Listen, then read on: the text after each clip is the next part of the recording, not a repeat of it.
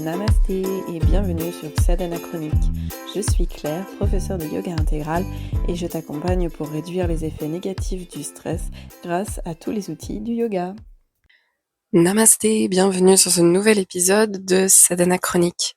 Je suis vraiment ravie de vous retrouver pour cet épisode parce que on va parler de notre sage préféré, Patanjali.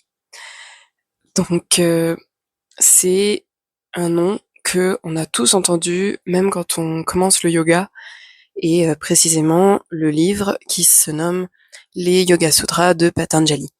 Ce livre est vraiment très très très connu, mais est-ce que vous savez vraiment de quoi nous parle Patanjali dans les Yoga Sutras? Alors, vous pensez aux 8 membres du yoga, vous pensez à la définition du yoga, vous pensez à la méditation, peut-être aux postures, aux asanas.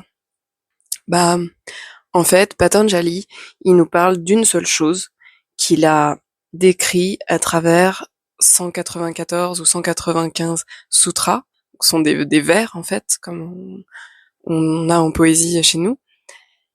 Il nous parle d'une seule chose, il nous parle du mental. Et ce qui est vraiment beau dans les Yoga Sutras, c'est que il a fait ça de manière très très synthétique. En fait, un sutra, qu'on traduit par vers, c'est pas vraiment un vers, mais on essaie de mettre le maximum d'informations avec le minimum de mots et de grammaire, etc. Donc ce sont vraiment des vers très très très condensés qui doivent être faciles à mémoriser. C'est ça qu'on appelle un sutra. Et on a 195 sutras qui doivent nous expliquer qu'est-ce que c'est que le mental, comment est-ce qu'il fonctionne, et qu'est-ce qu'on peut faire pour atteindre l'état de yoga et arrêter en fait notre mental. Alors, c'est pas tout à fait arrêter, je vais rentrer dans le détail sur ces sujets-là. Mais d'abord, on va revenir au contexte. Le contexte des Yoga Sutras, c'est ce qu'on en sait, c'est qu'il aurait été écrit à peu près entre moins 800 et moins 400 avant Jésus-Christ. Donc c'est pas du tout l'ère moderne. C'est pas du tout notre pays, notre coutume, notre culture. Ça a été écrit en Inde ou dans la vallée de l'Indus, donc l'actuel Pakistan. Donc on peut pas, ou c'est très difficile de faire le lien entre le contexte dans lequel Patanjali a écrit les Yoga Sutras et le contexte dans lequel on vit à présent. Alors pourquoi je vous dis ça? C'est parce que beaucoup de professeurs de yoga, en fait, ils disent qu'on peut pratiquer les 8 membres qui sont expliqués dans les Yoga Sutras de Patanjali. Alors, je ne dis pas qu'on ne peut pas pratiquer la non-violence, ou le contentement, ou la propreté, etc. Bien sûr qu'on peut. Mais quand Patanjali écrit les Yoga Sutras, il écrit ça, en fait, il a compilé des connaissances qu'il a trouvées depuis longtemps, qui ont déjà été véhiculées, qui ont déjà été écrites, et il les a synthétisées. Et c'était pas pour les gens comme nous qui vivent en société. Parce que vous vous doutez bien que si j'arrête mon mental de fonctionner, je peux pas sortir, parler aux gens, avoir un boulot, avoir une vie sociale, etc. Donc forcément, il s'adressait à d'autres personnes. Le premier sutra, c'est Hatha Yoga Nushashanam, ce qui signifie maintenant commence le yoga, ou maintenant commence la pratique du yoga. Alors, je fais une petite parenthèse. Le yoga chez Patanjali, c'est à la fois sa méthode et à la fois l'objectif, ce qu'on veut atteindre, l'état de yoga, qui est en fait l'illumination, même si le mot est pas forcément bien choisi parce que c'est très difficile de mettre un mot sur ce que c'est que l'état de yoga. Donc dans le premier sutra, il dit maintenant ça commence. Mais en disant ça, il implique que on a déjà fait un travail. En fait, tous les commentaires sur les Yoga Sutras disent que les travails préparatoires avant de commencer les 8 membres, c'est d'être dans Bhakti Yoga, donc la dévotion, d'être dans Karma Yoga, donc c'est le fait d'agir sans être intéressé par le fruit de nos actions et tout donner au divin. Ça, c'est aussi ce que dit Bhagavad Gita. Et d'être aussi dans l'étude des textes, etc. En fait, ça veut dire qu'on ne débarque pas de rien. On doit déjà avoir un bagage assez conséquent. Et qui pouvait avoir ce bagage? Ce sont des des personnes qui se sont déjà retirées de la vie mondaine, parce que on se doute bien que quand on a un boulot 8 heures par jour, qu'on a une vie sociable, qu'on boit de l'alcool, qu'on sort tout le temps, qu'on fait la fête, etc. Bah, ça va être vraiment compliqué en fait de faire ce yoga-là dont il parle.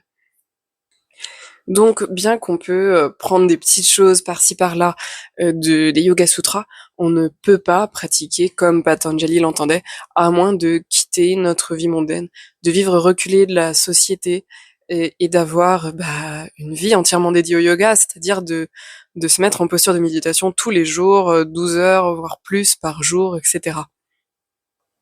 Alors une fois que j'ai dit ça, vous allez peut-être vous dire, bah du coup c'est inutile puisqu'on peut pas se l'adapter. Mais non, puisque à nouveau on peut prendre des petites choses et ça peut déjà infuser dans notre mental. Par exemple la non-violence, quand il le dit c'est évident. Donc voilà, quand on dit à nos élèves, ben pratiquer la non-violence, voilà, quand ça vient d'un professeur de yoga, c'est ça a peut-être un peu plus d'impact que quand quelqu'un va dire à son ami, tu pourrais quand même être un peu plus sympa. Bon, c'est des petites choses comme ça. En tout cas, tout ce qu'il dit Patanjali, ce sont des choses qui ont du bon sens. Donc pourquoi pas adapter des choses, prendre des choses, essayer d'appliquer certaines choses. Mais en revanche, dire que l'on pratique les 8 membres chez Patanjali, c'est un petit peu prétentieux dans la mesure où déjà il faut un travail préparatoire qui est énorme. Et dans un second temps, il faudrait vraiment couper complètement, aller dans la forêt comme les sages le font ici en Inde et partir, voilà, pas de café, pas d'alcool, pas de fête, pas de vie sociale, etc., etc. Donc c'est vraiment très très très compliqué. Mais eh bien dans les Yoga Sutras, Patanjali nous explique comment fonctionne le mental. Donc en fait, c'est déjà un livre de psychologie avant même d'être un livre sur le yoga. Et ça, c'est vraiment passionnant parce que, on se rend compte que quand on fait du yoga, quand on est sur ce chemin spirituel, en fait, on est dans le travail du mental. Et dès le deuxième sutra, Patanjali nous donne directement la définition du yoga. Alors, vous l'avez entendu partout en sanskrit, je pense. Yoga Chitta Vritti Nirodha. Donc, yoga, l'état de yoga. Chitta, c'est le mental. Vritti, ce sont les fluctuations ou les modifications. Et Nirodha, c'est l'arrêt. Donc concrètement, le yoga, c'est l'arrêt des fluctuations du mental. Le yoga, c'est l'arrêt des modifications du mental. Ou le yoga, c'est quand on contrôle son mental. Et pourquoi Patanjali il a donné la définition du yoga dès le deuxième sutra, c'est pour que ceux qui sont déjà sur le chemin, ceux qui sont concernés par le premier sutra, qui sont des gens dans bhakti, dans karma et dans gnana yoga, donc l'étude, etc., pour qu'ils comprennent tout de suite de quoi on parle et qu'on aille à l'essentiel et qu'ils puissent tout de suite se mettre, ok, c'est ça mon objectif, c'est de contrôler tout ce qui est dans mon mental. Alors je vais essayer d'être synthétique dans cet épisode, il y aura beaucoup de mots en sanskrit, mais je vais les expliquer et je pourrais pas tout aborder aussi, donc j'ai fait le choix de mettre de côté pas mal de choses qui sont passionnantes et très très importantes aussi, mais je voulais vraiment me concentrer sur le thème du mental. Donc on a la définition du yoga. Le yoga, c'est l'arrêt des fluctuations ou des modifications du mental. Ce sont les vritti en sanskrit. Et dans les sutras 1.5, chapitre 1, sutra 5 et chapitre 1, sutra 6, Patanjali nous explique ce que sont les vritti. Donc les vritti, ce sont en fait, quand on dit modification, ce sont plus, je dirais, des types de pensées ou la façon dont le mental fonctionne. Le premier vritti, c'est pramana. On parle de la connaissance juste. Donc c'est quand on a une connaissance et on sait qu'elle est juste. Par exemple, si je mets ma main dans le feu, ça va me brûler et je sais que le feu il brûle. Quand je l'ai fait une fois enfant, je vais peut-être pas le refaire parce que je sais que ça brûle et ça c'est quelque chose qui est complètement juste et factuel. On peut pas revenir dessus. Le deuxième vritti, c'est viparyaya. Donc là, c'est la perception qui est erronée. Donc c'est quand j'ai une connaissance et je suis persuadée qu'elle est vraie, alors qu'en fait, elle est fausse. Il y a cette fameuse histoire où une personne pensait qu'il y avait un serpent par terre et en fait, en s'approchant, la personne s'est rendue compte que c'était une corde. Donc en fait, elle avait cette perception erronée.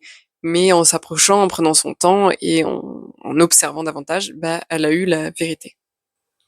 Le troisième vritti, c'est vikalpa, c'est l'imagination. Donc là, on imagine complètement avec notre mental une situation qui n'existe pas, quelque chose qui pourrait exister, quelque chose dont on rêve, une situation qu'on aimerait vivre. Voilà, l'imagination, vikalpa. Le quatrième vritti, c'est nidra. On l'entend beaucoup en yoga nidra quand on dit que c'est le yoga du sommeil. Là, nidra, c'est un vritti et c'est le sommeil profond. Donc c'est un état de sommeil qui est sans rêve, sans conscience. Et le mental, il n'a pas de contenu sur lequel se poser, sur lequel réfléchir, etc. Et Patanjali estime que c'est aussi un vritti, donc une modification du mental. Et enfin, le cinquième vritti, c'est smriti, c'est la mémoire. Donc, la mémoire d'un objet, d'une situation, d'une personne qui nous a dit quelque chose, peu importe. La mémoire, c'est le cinquième vritti. Et ce qu'il précise Patanjali dans le Yoga Sutra, dans le Sutra, 5 du chapitre 1, c'est que ces vrittis, ils peuvent être klishta ou aklishta. Klishta, ça veut dire que c'est source de souffrance, affligeant, et aklishta, c'est qu'elles sont non affligeantes, ou qu'ils sont non affligeants. Donc ces vrittis, ils peuvent être positifs, ils ne nous causent pas de souffrance, c'est aklishta, ou alors ils peuvent nous causer des souffrances et être affligeants comme klishta. Par exemple, si je prends la mémoire, si je me souviens d'une situation positive, etc., c'est aklishta, c'est non affligeant. Mais peut-être que je vais me souvenir de quelque chose qui m'a pas fait plaisir, et puis je vais y penser. Et dans ce cas-là, c'est un vritti qui est affligeant, qui est klishta. Donc on voit déjà que Patanjali, à cette époque-là déjà, il avait saisi, il avait compris comment fonctionnait le mental, et il donne des tas et des tas de listes comme ça dans les Yoga Sutras. Je vais simplement vous parler de ce qui est le plus important, je dirais, selon ce que j'ai trouvé, même si, encore une fois, tout est vraiment passionnant et tout est logique. Chaque sutra se réfère au sutra précédent et c'est vraiment hyper logique. Et quand on lit, c'est un peu comme un roman très très logique et une suite d'informations. Donc voilà, je peux pas m'empêcher de dire que c'est très intéressant, comme vous le voyez. Donc une fois qu'on a ça, qu'on a nos vrittis, donc ce sont nos modifications du mental et qu'on sait qu'on doit essayer de les contrôler et de les arrêter complètement, comment on fait? Là, tout de suite, Patanjali, il donne deux, on va dire, méthodes qui doivent t'aider à contrôler le mental et qui doivent être toujours avec nous pendant notre pratique. Donc on a Abhyasa, c'est la pratique répétée et soutenue dans le temps et régulière tout le temps. Et la seconde chose, c'est Vairagya, c'est le détachement vis-à-vis de ce qu'on fait et surtout vis-à-vis du résultat de ce qu'on fait. C'est-à-dire que peut-être on va partir de notre maison, on va aller dans la forêt, on va se mettre à essayer de méditer tous les jours et peut-être qu'il n'y aura pas de résultat. Et Vairagya, c'est vraiment le détachement, c'est-à-dire que si ça fonctionne pas, c'est pas grave, je recommence. Je recommence Abhyasa tout le temps. Et je reste détachée, parce que si je reste pas détachée, mon mental, il va se dire, qu'est-ce qui se passe? Qu'est-ce qui va pas? Qu'est-ce que je fais de mal? Qu'est-ce que ceci? Est-ce que je devrais arrêter? Etc., etc. Donc, Abhyasa, la pratique répétée, soutenue dans le temps et régulière, et Vairagya, le détachement vis-à-vis des objets, donc de tout ce qu'il y a autour de nous, et de tout ce qu'on fait, et du résultat de tout ce qu'on fait dans cette pratique. Et quand il parle de Abhyasa et Vairagya, c'est dans le chapitre 1 et le sutra numéro 12. Donc là, on avance tout doucement. Dans les sutras, on est qu'au 12e et il y en a 194, 195. Donc j'ai sauté quelques petites choses pour arriver aux obstacles dans notre pratique. On passe directement au sutra numéro 30 du chapitre 1.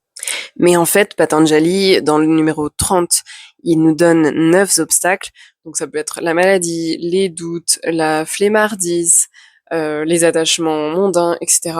Et il continue dans d'autres sutras en ajoutant d'autres obstacles qui vont en fait entraver complètement notre pratique et notre discipline et notre sérieux. Et bien avant de parler des 8 membres du yoga, il nous donne aussi des conseils pour pacifier le mental. Par exemple, il y a un sutra qui nous dit que on doit cultiver Maitri, donc le fait d'avoir de la joie pour les personnes qui réussissent autour de nous. Il faut avoir Karuna, qui est la compassion, l'empathie. Il faut avoir Mudita, donc c'est le bonheur à l'état pur. Et il faut avoir Upeksha, qui est l'équanimité. C'est-à-dire que peu importe ce qui se passe, on doit toujours être, nos émotions doivent toujours être au même niveau. Et il donne plein de listes comme ça de choses pour pacifier le mental. Puis on arrive au chapitre 2. Alors j'ai pas nommé les chapitres. Le premier chapitre s'appelle Samadhipada parce qu'il nous parle directement du samadhi. Le deuxième chapitre s'appelle Sadhanapada, donc là c'est vraiment ce qu'il faut faire pour notre sadhana. Le troisième chapitre s'appelle Vibhuti-pada, Vibhuti, ce sont les pouvoirs surnaturels que l'on obtient grâce à la pratique. Et le quatrième chapitre, Kaivalya-pada, donc là c'est ce qu'il y a au-delà de Samadhi. Kaivalya, c'est vraiment l'état où il y a plus rien et notre âme en fait est complètement dissociée de notre corps et on a atteint l'illumination. Mais je vais revenir au chapitre 2. Et dans le troisième sutra du chapitre 2, il nous parle des kleshas. Et là, c'est vraiment très important puisqu'il nous parle des causes de la souffrance pour notre mental. Et donc la cause de nos vritti, en fait. Pourquoi nos vritti existent, c'est à cause de ces kleshas. Donc le premier klesha, c'est avidya, et c'est la source de tous les kleshas suivants. Avidya, c'est l'ignorance. Mais l'ignorance de quoi ? Donc il en a parlé dans le premier chapitre, mais c'est l'ignorance de notre vraie nature.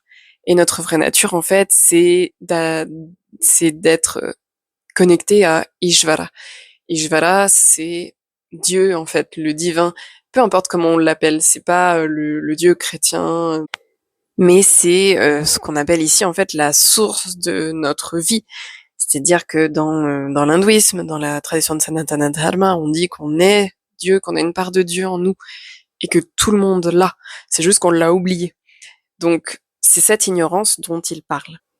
Le second klesha, c'est asmita. Et là, c'est l'égoïsme. Mais pas l'égoïsme dans le sens, oh, je veux pas prêter mes affaires à ma copine. Mais l'égoïsme dans le sens, moi, je suis ce corps, je suis ce mental, j'ai cette vie, je suis Claire, etc. C'est de ça dont il parle. C'est le fait d'avoir oublié qu'en fait on est plus que ça. Donc on revient à Vidya, à l'ignorance. On est plus que ça et en fait on est enfermé dans un corps et en fait il faudrait s'observer soi-même. Là on part dans le Vedanta, mais on devrait s'observer soi-même pour comprendre notre vraie nature. Notre vraie nature, c'est pas notre mental. Notre vraie nature, ce sont pas nos pensées. Notre vraie nature, ce sont pas nos émotions. En fait, il faut avoir cette capacité à s'observer. Et c'est l'observateur de tout ce qu'on fait, de tout ce qu'on dit, qui est notre vraie nature. Le troisième klesha, c'est raga. C'est l'attachement. Donc là, clairement, l'attachement aux objets, l'attachement aux personnes. Et c'est un klesha quand il est source de souffrance, parce que quand on s'attache à quelque chose et qu'on le perd, on en souffre. C'est pour ça que les personnes qui veulent vraiment atteindre cet état de yoga, surtout à l'époque de Patanjali, les personnes qui partaient de la vie mondaine, qui se retiraient, elles avaient le moins de possessions possible pour avoir l'esprit plus calme, parce que quand on n'a rien à protéger, on peut rien se faire voler. Donc, si j'ai pas le dernier iPhone qui coûte une blinde, je vais pas tout le temps avoir peur de me le faire voler. Donc, j'ai plus de sérénité d'esprit. Ensuite, on a Dvesha. Donc, Dvesha, c'est ce qui est traduit par l'aversion. Donc, c'est quand on repousse des situations qui nous ont fait du mal. Tout simplement. Par exemple, on sait qu'une personne nous a fait du mal, ensuite on la repousse et on a cette sensation de mal-être. C'est ce qu'on appelle dvesha. Et le dernier klesha, c'est abhivinesha, qui est la peur de la mort. Donc ça, c'est clairement quelque chose qu'on a presque tous. On a tous peur de mourir, parce qu'on sait pas ce qui va se passer, etc. Et ça peut devenir cause de souffrance chez beaucoup, beaucoup de personnes.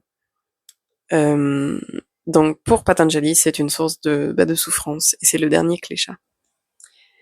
Donc la suite du chapitre 2 raconte pas mal de choses.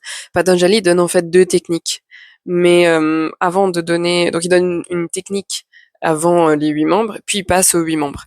Il commence par yama, niyama, asana, pranayama et pratyahara. Et donc c'est ce qu'on appelle les bahiranga. Ce sont les membres extérieurs, puisqu'ils concernent tout ce qui est à l'extérieur de nous. Et il commence le troisième chapitre, le Vibhuti-pada, par les 3 derniers membres, Dharana, Dhyana, Samadhi, euh, pour ensuite parler de tous les super pouvoirs qu'on peut gagner après avoir atteint Samadhi, en fait. Et c'est un chapitre dont on parle pas beaucoup, Vibhuti-pada. Moi, je vous invite, si vous avez la possibilité, à le lire parce que c'est vraiment très très intéressant. Il nous donne en fait les super pouvoirs qu'on peut avoir, comme par exemple léviter, etc. Euh, En fait, quand on le lit, on comprend que c'est à la fois un peu perché, à la fois assez terre à terre, je trouve. Et il nous dit très clairement, attention, ne vous attachez pas à ces super pouvoirs et ne pratiquez pas pour obtenir ces super pouvoirs, sinon vous allez juste retomber à l'étape numéro 1, qui est le sutra numéro 1. Donc c'est vraiment super, quoi. La façon dont il a écrit les sutras, etc. Et voilà, il est parti de la définition du yoga, et qui est en fait l'objectif que l'on doit atteindre. Et il nous décrit le mental, il nous décrit ce qu'on peut faire pour le pacifier. Il nous parle des sources de souffrance, ce qui est quand même très intéressant, parce qu'il a réduit les sources de souffrance à 5 seulement, alors que, et en fait, on peut ranger beaucoup, beaucoup de choses dans chacune de ces sources de souffrance. Donc en fait, c'est vraiment un guide de psychologie qu'on peut utiliser aujourd'hui pour comprendre notre mental et pour comprendre ce qui va pas des fois. Et si vous aimez la psychologie, c'est un livre vraiment super intéressant. Sans même parler des 8 membres, parce que les 8 membres, ça concerne le yoga. Je veux dire, c'est la méthode, en fait. Mais rien que pour comprendre le mental, on peut lire Patanjali en oubliant, en fait, les méthodes qu'il donne. Et je trouve ça vraiment intéressant pour mieux comprendre aussi pourquoi on fait du yoga aujourd'hui. Est-ce que je fais du yoga pour faire des postures de gym, etc. Ou est-ce que je fais du yoga pour pacifier le mental? Alors, personnellement, j'ai commencé le yoga, donc les postures, après un bore-out, burn-out, un peu mix des deux. Voilà, c'était pour réduire mon stress, très clairement. Et en fait, quand je lis Patanjali, je me dis, mais il avait tout compris à une époque où on n'était pas 8, 9, 10 heures par jour devant un PC à travailler pour quelqu'un d'autre. Voilà, c'était plus l'agriculture, etc., qui était prépondérant. Donc, c'est quand même fort à cette époque-là d'avoir écrit un livre comme ça. Après, sa méthode, on peut aussi ne pas y adhérer. C'est-à-dire qu'il dit, d'abord on fait ça, ensuite on fait ça, ensuite on fait ça. En fait, c'est une suite d'étapes. Moi, ce que j'ai compris des Yoga Sutras, en tout cas, et ce que j'ai toujours étudié, c'est que si on n'a pas maîtrisé Yama, on va pas passer au Niyama. Donc, si j'ai pas maîtrisé Yama, Niyama, Asana, donc c'est la posture qui est stable, la posture assise pour pratiquer Pranayama, je peux pas pratiquer Pranayama. Donc, en fait, et puis même quand on lit tout ce qui concerne le samadhi, il parle de quelque chose qui est tellement nouveau, tellement indescriptible, que on peut se poser la question comment il sait ce que c'est le samadhi, comment il peut le décrire, puisque les personnes qui ont été en samadhi, on voit qu'elles ont été en samadhi, elles ont été vues, leur corps a été vu, mais ce qui se passe à l'intérieur, ce qui se passe dans leur mental, on sait pas comment on peut le savoir. Même s'il y a des personnes qui sont revenues de leur samadhi, elles l'ont jamais dit. Elles n'ont jamais dit, j'ai ressenti ça. C'est quelque chose qui est très, très, très, très secret. Donc, un autre petit disclaimer, s'il y a un professeur de yoga ou n'importe qui vous dit, tu vas pouvoir atteindre samadhi en faisant ça et ça, ou moi j'ai atteint samadhi, s'il vous plaît fuyez. C'est voilà, je sors un peu du sujet, mais j'en profite puisqu'on est sur Patanjali. Mais ce que je trouve super intéressant, c'est qu'on peut mieux comprendre les causes de notre stress. Alors, ça reste, je veux pas dire perché, pas du tout, mais Patanjali, il a bien étudié pour nous dire qu'il y a que 5 kleshas, donc que 5 sources de souffrance. En fait, on peut ranger d'autres souffrances là-dedans. Par exemple, l'attachement. On peut mettre tous nos attachements dans raga. Et voilà, c'est la peur de la mort aussi. C'est quelque chose. Pourquoi il y a des personnes qui essaient de rester jeunes tout le temps? Bah, c'est la peur de la mort en fait. Pourquoi il y a des personnes qui amassent beaucoup d'objets, qui amassent beaucoup d'objets? Moi, je dirais que c'est la peur de la mort. C'est vraiment le fait de se dire, bah, si j'ai plein d'objets, j'existe. J'ai quelque chose, je suis quelque chose, je suis quelqu'un par rapport à ces objets. Donc je suis vivant puisque possède ces objets. Donc en fait, c'est de la peur de la mort aussi. Donc ça doit demander un peu de travail si on veut utiliser Patanjali pour mieux comprendre notre stress, etc. Alors parfois le stress c'est tout simplement ah bah mon boss il me demande trop de choses, j'ai trop de boulot, etc. Mais mais là, on peut se dire, bah, en fait, il y a cette forme de asmita, c'est-à-dire de se dire, bah, je suis cette personne qui va au travail, etc. Et si j'arrive à en être détachée, eh ben, je vais moins souffrir. Bon, voilà. Ce sont juste des exemples que je donne à chaud. Mais je trouve les Yoga Sutras de Patanjali vraiment passionnants. Et l'autre jour, quelqu'un m'a demandé quelle version de Patanjali est top. Alors moi, j'utilise une version qui est en anglais de la lignée de comment il s'appelle, Satyananda. Donc j'ai Four Chapters on Freedom. Donc c'est un commentaire de Swami Satyananda Sarasvati, qui était un disciple de Shivananda, puisque Satyananda c'est la personne qui a créé le yoga nidra moderne.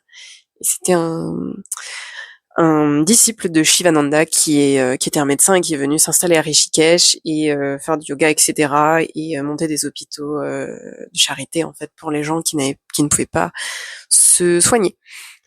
Donc voilà, c'est ce que je voulais vous dire sur les Yoga Sutras, sur le mental et sur Patanjali.